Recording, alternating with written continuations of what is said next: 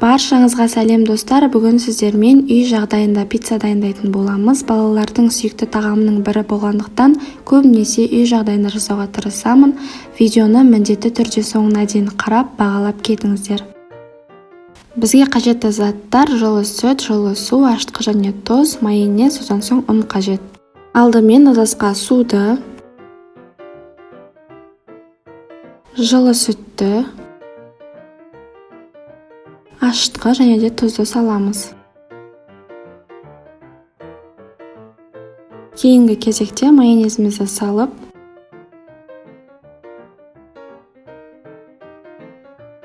барлығын бір келкі етіп, шамамен тұз ерігенге дейін 3-4 минут араластырып аламыз.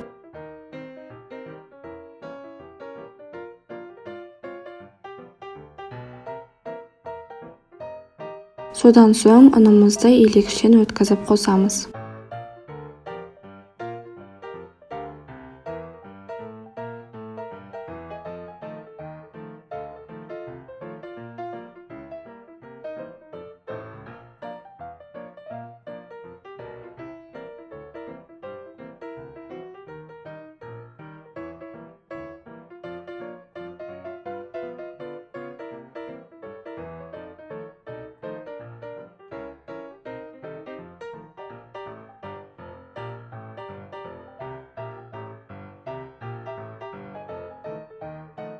Жеткілікті түрде ұн салып болғаннан кейін қолымызбен араластыра отырып қамыр илейміз. Жұмсақ етіп қамыр илеу керек.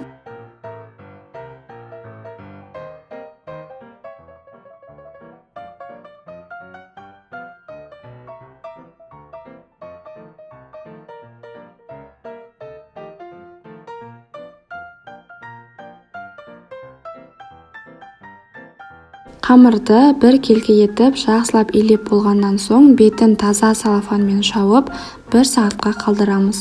Қамыр ашығанға дейін пиццаның салмасын дайындаймыз. Ол үшін қызанақ, шұжық, сыр және де кетчуп, содан соң жүгері керек болады.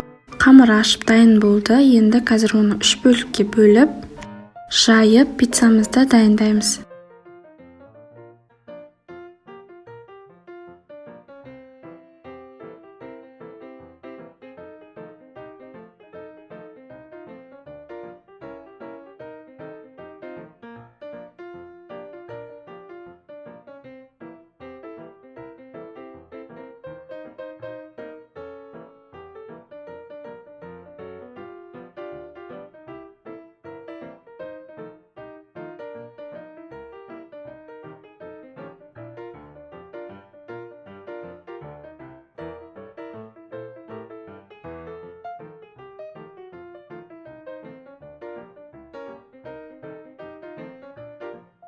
Екі бөлік қамырды жайып алдым. Екеуін де бірдей пісіреміз. Сондықтан үстіне осылай бірінші кетчупты жағамыз. Егер кетчуп болмаса, томат қолдансаңыздар да болады.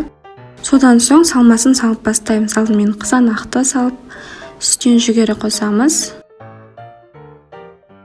Ал екінші пиццамызға кетчупты жағып болғаннан кейін осылай үстінен шұжықты теріп шығамыз. 220 градуста 10 минут пеште ұстаймыз. 10 минут өткен соң пиццамызды шығарып, үстінен сырды үккіштен өткіземіз. Неге бірден сырды салмадым десеңіздер, себебі осылай пісетін кезінде сырды үстінен салсаңыздар, өте жұмсақ әдемі болып шығады. Осымен біздің пиццамыз дайын, жасап көріңіздер. Ұнайды деген үміттемін. Ас болсын. Видеоны соңына дейін қарағаныңызға рахмет.